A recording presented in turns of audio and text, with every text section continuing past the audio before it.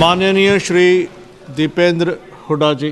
पहलगाम आतंकी हमले में शहीद हुए 26 देश के नागरिकों को श्रद्धांजलि देने के साथ सर्वप्रथम मैं हिंदुस्तान की फौज को नमन करना चाहूँगा। देश की फौज के पराक्रम को कोटि कोटि नमन करना चाहूँगा। देश की फौज का मैं धन्यवाद करना चाहूँगा कि ये फौज, ऐसी फौज, दुनिया की सबसे बेहतरीन फौज अगर कहीं की है तो भारतवर्ष की देश की फौज है, जिसने हमेशा तिरंगे को ऊपर रखने का कार्य किया। और देश की फौज का पराक्रम कोई चर्चा का विषय भी नहीं है।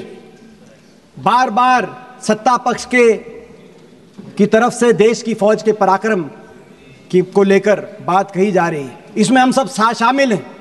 आप प्रस्ताव लाइए, देश की फौज के पराक्रम को नमन करने का प्रस्ताव लाइए, हम आपका साथ देंगे। नहीं तो हम प्रस्ताव ला रखते हैं, आप हमारा साथ दीजिए। यह चर्चा का विषय नहीं है। चर्चा का विषय यह है कि फौज ने तो अपना काम किया, लेकिन क्या सत्ता पक्ष में बैठे हुए नेताओं ने अपना काम किया कि नहीं किया, यह चर्चा का विषय है। चर्चा का विषय यह है कि सत्ता पक्ष की कार्यप्रणाली क्या रही ऑपरेशन सिंदूर के समय। और हमारा देश लोकतंत्र है, विपक्ष की जिम्मेदारी है, यदि सत्ता पक्ष अपनी जिम्मेदारी में कहीं कमी छोड़ता है तो विपक्ष की जिम्मेदारी है उस कमी को, उस खामी को देश के जनता के सामने रखे। यह हमारी जिम्मेदारी है इस प्रजातंत्र में। विपक्ष ने अपनी जिम्मेदारी उस समय निभाई जब पहलगाम पे आतंकी हमला हुआ, और हमने कहा कि हम आपके साथ हैं। हमने कहा कि दुश्मन को मुंह तोड़ जवाब दो, पूरा देश आपके साथ है, विपक्ष आपके साथ है। लेकिन आपने क्या किया? आपने सर्वदलीय बैठक रखी, लेकिन सर्वदलीय बैठकों में प्रधानमंत्री जी नहीं शामिल हो पाए। उनकी व्यवस्था दिखाई गई। अगर उन दिनों में उनकी व्यवस्था थी तो दिन बदले जा सकते थे, और अगर दिन में व्यवस्था थी तो रात के 12 बजे भी अगर आप सर्वदलीय बैठक रहते तो हमारे नेता, देश के विपक्ष के नेता सब आने के लिए तैयार थे। दुनिया में एक शक्ति प्रदर्शित होती भारत के लोकतंत्र की कि सब एक हैं, लेकिन आपने वो मौका चूक गए आप। उसके बाद बहरहाल ऑपरेशन सिंदूर में हमारी फौज ने अपना पराक्रम दिखाया, अपना लोहा मनवाया। और एक ऐसा समय आया 9 तारीख के बाद जब दुनिया ये मानने लगी कि हिंदुस्तान की फौज का अपर हैंड है, हम एडवांटेजियस पोजीशन में हैं, हम दुश्मन के गले के नज़दीक हैं। लेकिन फिर 10 तारीख को यकायक सीज फायर। देश की भावना थी कि पाकिस्तान को मुंह तोड़ जवाब दिया जाए, निर्णायक जवाब दिया जाए, जैसा 1971 में पाकिस्तान के 2 टुकड़े करके दिखाया था हमारी देश की फौज ने। तत्कालीन प्रधानमंत्री जी इंदिरा जी के समय पाकिस्तान को ऐसा जवाब दिया जाए। आप बार बार बोलते थे पाकिस्तान ऑक्यूपाइड कश्मीर की बात बोलते थे, अब आगे किस मुंह से आप पाकिस्तान ऑक्यूपाइड कश्मीर की बात रखेंगे देश के सामने? आपके सभी वक्तव्यों में कहा गया है कि पाकिस्तान घुटनों पे था। आप ही कह रहे हैं अगर पाकिस्तान घुटनों पे था तो सीज फायर जिसको आपने स्वीकृति दी, और आप कह रहे हैं कि हमने सीज फायर को माना, अगर पाकिस्तान घुटनों में था तो सीज फायर की क्या जस्टिफिकेशन है? मगर दुख तो तब हुआ, देश के दिल में दुख हुआ कि देश की जो भावनाएं थी उन भावनाओं पे विराम, युद्ध विराम, पाकिस्तान की ईंट से ईंट बजाने की भावनाओं पे विराम अमेरिका की एक ट्वीट ने आपके युद्ध विराम की घोषणा से पहले की। उसके बारे में मैं आऊंगा, लेकिन ये सीज फायर की क्या शर्तें थी देश के सामने आपको रखना चाहिए। मगर इन शर्तों के साथ साथ युद्ध विराम से पहले भी एक रणनीतिक चूक हुई। आज राजनाथ सिंह जी कह रहे थे कि कांग्रेस के समय यह रणनीतिक चूक हुई पाकिस्तान को लेकर।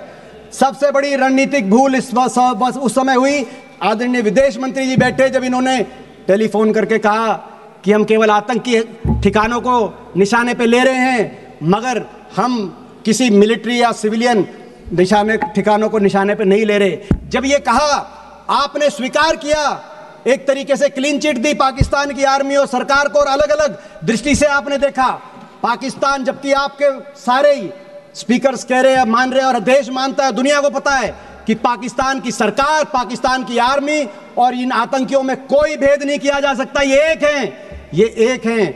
मगर आपने स्वयं टेलीफोन करके अलग अलग दृष्टि से देखने का काम किया कि केवल हम आतंकी ठिकानों को, ये जो रणनीतिक भूल हुई है इतिहास में हमेशा, ये बात पाकिस्तान को एक आपने मौका दिया ये कहने के लिए। विदेश मंत्रालय की क्या भूमिका रहती है देश में? विदेश मंत्री का काम कोई स्कूल, कॉलेज या सड़क बनाना नहीं होता। विदेश मंत्रालय का काम होता है दुनिया में अपने दोस्त मुल्कों की संख्या को बढ़ाना। विदेश मंत्रालय की और विदेश नीति की आपकी सच्चाई 11 साल की तब सामने आई जब ये टकराव की स्थिति पैदा हुई। कितने देश आपके साथ आके खड़े हुए और कितने देशों ने खुल के पाकिस्तान का साथ दिया, दुनिया ने देखा। और ये बात कबूलनामा अभी मेरे मित्र जय पांडा भी कह रहे थे कि देशों की तरफ से पढ़ रहे थे कि उस देश ने आतंकी हमला का निंदा करी और उस देश ने निंदा करी। मैं पूछना चाहता हूं, एक देश का नाम बताओ जिसने आतंकी हमले की निंदा भी करी और यह भी कहा कि पाकिस्तान इसके पीछे है और हम पाकिस्तान की भी निंदा करते हैं। एक देश ने पाकिस्तान की निंदा नहीं करी। और दूसरी तरफ पाकिस्तान के साथ देने वालों की देशों में चीन, टर्की, अजरबैजान, मलेशिया जैसे देशों की, और आपके साथ एक ने भी बयान नहीं दिया। और ये बात आपको भी पता है, 11 साल की आपकी विदेश नीति, दुनिया में जो भ्रमण प्रधानमंत्री जी ने किया, विदेश मंत्री जी आपने किया, बाकी अधिकारियों ने किया, उसका सच तब सामने आया जब इस घटना के बाद आपको सांसदों पर अपना विश्वास व्यक्त करते हुए सांसदों के प्रतिनिधि मंडल भेजने पड़े। 11 साल से आप क्या कर रहे थे दुनिया में के चप्पे चप्पे में घूम के, जब आपको सांसदों पे आना पड़ा। दुख इस बात का, और आपकी विदेश नीति की दूसरी बड़ी कमी, बहुराष्ट्रीय संस्थाओं ने उस एक महीने में जिस तरीके से पाकिस्तान का साथ दिया और आप उसको रोकने में असफल साबित हुए। जिस तरीके से IMF ने 1 बिलियन का लोन, जब टकराव चल रहा था, शायद दुनिया के इतिहास में पहली बार हुआ होगा, IMF ने $1 बिलियन का लोन सैंक्शन किया, जिसका विरोध भी आपने किया, लेकिन आपके विरोध को IMF ने नहीं सुना। वर्ल्ड बैंक ने $40 बिलियन के निवेश का प्रस्ताव पारित किया, तो उसी महीने ADB ने उसी मई के महीने में $800 मिलियन का लोन पाकिस्तान के लिए स्वीकृत किया। दूसरी तरफ यूनाइटेड नेशंस सिक्योरिटी काउंसिल के अंदर पाकिस्तान को काउंटर टेररिज्म ग्रुप का को चेयरमैन बनाया गया, डकैत के हाथ को थानेदार बनाया गया, आप रोक नहीं पाए। और FATF financial action task force, जिसमें 2011 में पाकिस्तान को ब्लैक लिस्ट किया गया था, FATF में ग्रे लिस्ट में डाला गया था 2011 में UPA सरकार के समय, और 2022 में उसको FATF से ग्रे लिस्ट और ब्लैक लिस्ट से पाकिस्तान को बाहर निकला, लेकिन आप उसको रोक नहीं पाए। आपकी विदेश नीति में कमी, दूसरी कमी वहां है जब दुनिया के मुल्कों ने, अमेरिका और रूस जैसे मुल्कों ने भी हिंदुस्तान और पाकिस्तान को बराबर तोल दिया। ये कैसे संभव है? हम इसको कैसे मान सकते हैं? एक मुल्क आतंकवाद को पोषित करने वाला मुल्क है और दूसरा मुल्क आतंकवाद से पीड़ित मुल्क है। हम अंतर्राष्ट्रीय ऑर्डर की लड़ाई लड़ रहे हैं, लेकिन आपने देखा बार बार सभी मुल्कों ने बराबर तोल दिया। आपकी विदेश नीति की तीसरी बड़ी असफलता अमेरिका को लेकर है।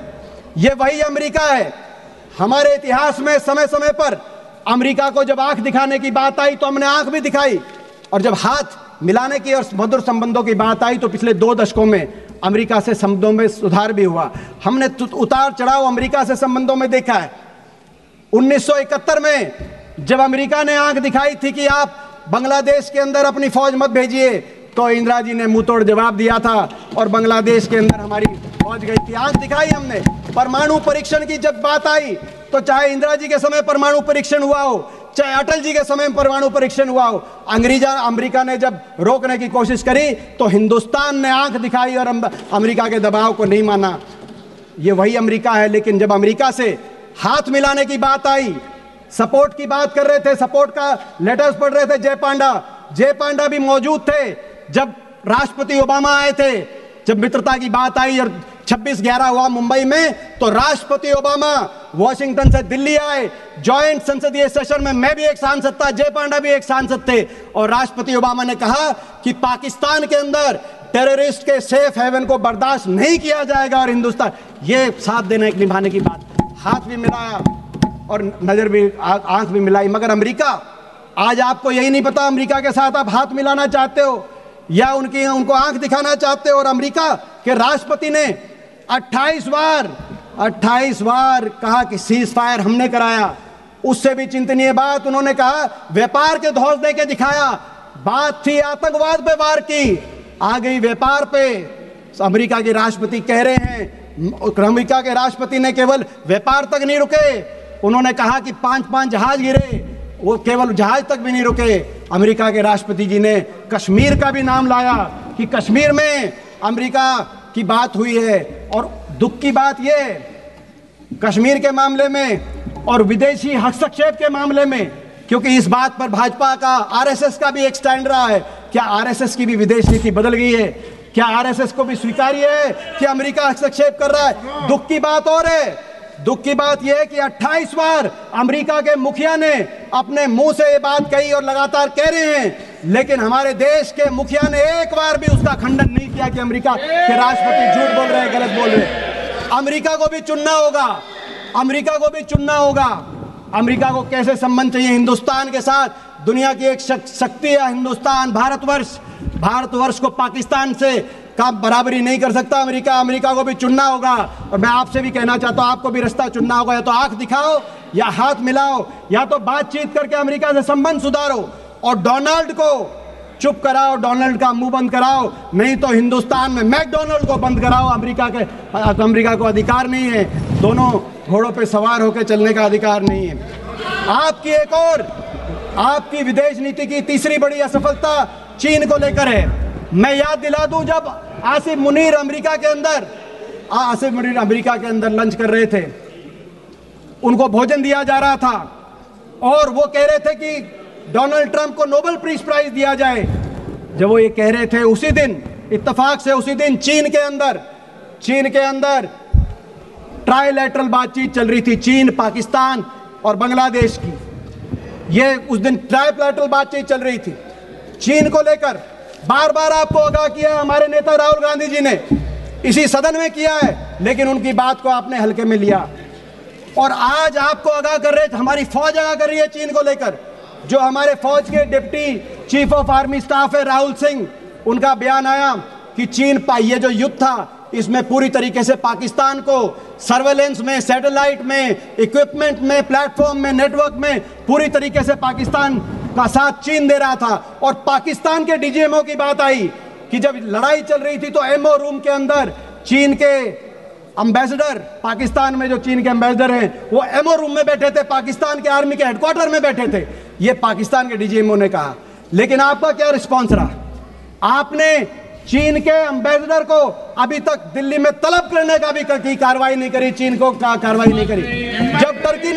जब टर्की ने पाकिस्तान के साथ देने के लिए अपना बेड़ा बजाया, तो आपने टर्की के दुश्मन मुल्क साइप्रस में प्रधानमंत्री जी गए, अच्छा संदेश गया। मगर जो असली दुश्मन था चीन, आपको अगर संदेश देना था तो ताइवान में प्रधानमंत्री जी जाते, चीन को संदेश देते। चीन को भूल गए। और 6 जुलाई को जब जनरल राहुल सिंह ने कहा कि चीन इसके पीछे है, आपका क्या जवाब रहा? विदेश मंत्री जी आप 10 जुलाई को बेजिंग चले गए, ताइवान नहीं बेजिंग चले गए, और आपका ट्वीट आया, आपका वक्तव्य आया कि चीन की जो एससीओ की अध्यक्षता है उसका भारत समर्थन करता है और हमारे संबंधों में सुधार हो रहा है। किस बात का दबाव? चीन से। भारत एक स्वतंत्र, एक ऐसा देश है जिसको आज हल्के में नहीं लेना जाना चाहिए। आपकी एक और रक्षा मंत्री बोल रहे थे, मैं एक और डिफेंस प्रिपेयर्डनेस को लेकर भी इस बीच में कहना चाहूँगा। हमने देखा आर्मी वालों ने क्या कहा, एयरफोर्स वालों ने क्या कहा। मैं दो ही पढ़ना चाहता हूँ, आर्मी और एयरफोर्स। आपको सुनना पड़ेगा वो क्या कह रहे हैं। रक्षा मंत्री जी, आपकी भी 11 साल की रक्षा नीति 11 साल की, उसका रिपोर्ट कार्ड जो हम कहें उससे मत मानना। मगर जो deputy chief of army staff lieutenant general Rahul Singh ने कहा, क्या कहा? उन्होंने कहा, राहुल सिंह जी की जो स्टेटमेंट आई चीन को लेकर, उसके बाद उन्होंने कहा the equipment that was supposed to be received in January has not been delivered yet.